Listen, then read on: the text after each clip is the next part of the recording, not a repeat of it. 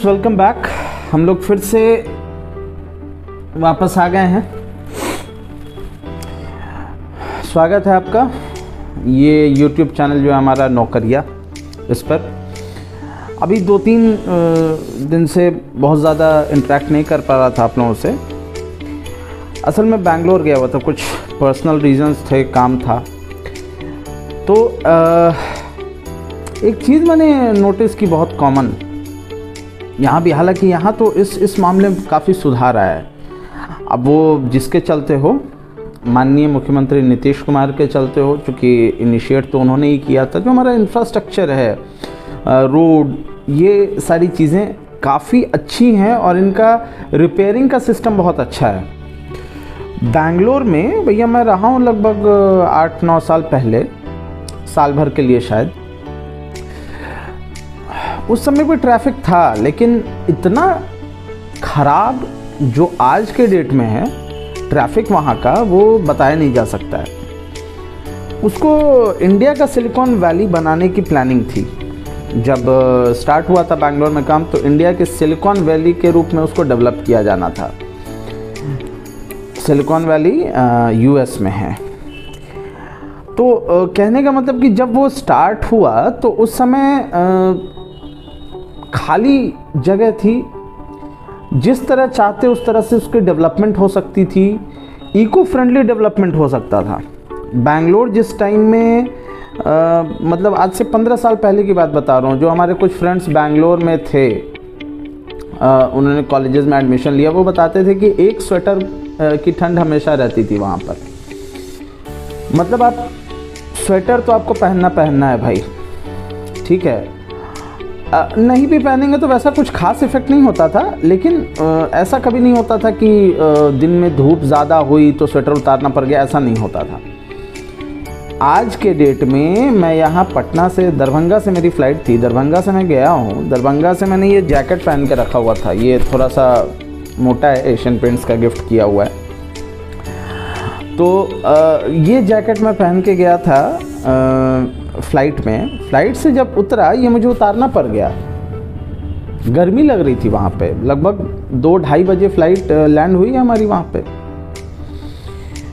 तो ठीक है, डेवलपमेंट होगा, पेड़ कटेंगे, मैं सब समझ रहा हूँ, सारा वैलिड रीजनिंग है, कुछ भी गलत नहीं है।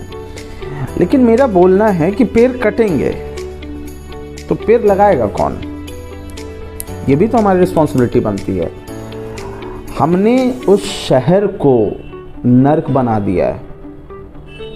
चकाचौंध बहुत है, सब चीज़ बहुत अच्छा हो गया, मतलब लाइफस्टाइल सब कुछ देखने से लगता है कि हाँ मतलब इंडिया के किसी टॉप शहर में हैं हम लोग।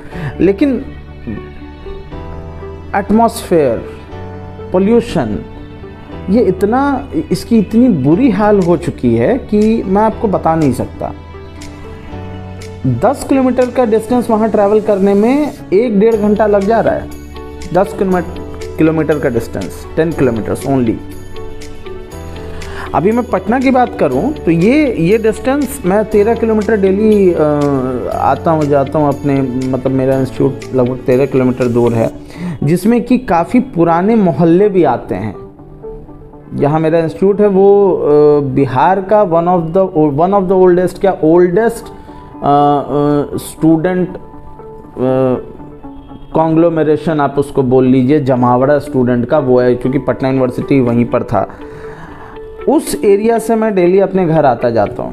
अभी अटल पथ हो गया, फिर वो स्टेशन के ऊपर से ओवर ब्रिज हो गया, फिर मतलब बहुत सारे ओवर ब्रिजेस, बाईपासेस, ये सब हो के मतलब समझ लो कि 32 मिनट में मैं ये डिस्टेंस कवर करता हूँ आराम से, कोई हड़बड़ी में नहीं। 32 मिनट में ये डिस्टेंस मैं बहुत आराम से कवर करता हूँ।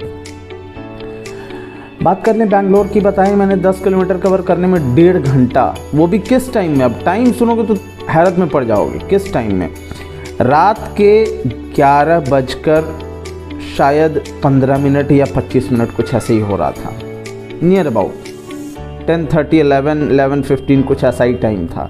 एग्जैक्ट मुझे याद नहीं है। 10:30 में हम लोग निकले थे जहाँ से निकलना था, और लगभग 11:15 के आसपास हम लोग इस जाम में थे। कोई रेगुलेशन नहीं है। ऐसा मैं नहीं बोल रहा हूँ कि अगर काम चलेगा, हाँ ठीक है, एक लेन पर काम चल रहा था उस वजह से जाम हो सकता है, लेकिन एक राउंड अबाउट था, शायद मैं नाम भूल रहा हूँ उसका, उस राउंड अबाउट का, लेकिन वहाँ पर कोई ट्रैफिक पुलिस नहीं था। ट्रक्स पास हो रहे थे, पैसेंजर व्हीकल्स पास हो रहे थे, बाइक कार सब कुछ पास हो रहा था, लेकिन वहाँ कोई रेगुलेट करने वाला नहीं था। बस ऐसे ही चला जा रहा है, ज़िंदगी बढ़े जा रही है। वहाँ पे लोग, म्यूनिसिपैलिटी, जो भी अथॉरिटी है जो वहाँ बिल्डिंग बनाने का परमिशन देती है, पैसा खा खा के ज़मीन दिए जा रहे हैं, परमिशंस दिए जा रहे हैं। अरे भैया वो बैंगलोर है, वहाँ कम से कम कॉलोनी की सड़क भी 40 फीट की होनी चाहिए थी, 20 फीट से छोटी सड़कें हैं वहाँ पे। The width of the roads are less than 20 feet. मैंने कुछ जगहों पर देखा है ऐसा। शहर बहुत कुछ वो बन सकता था जो आज के डेट में नहीं है।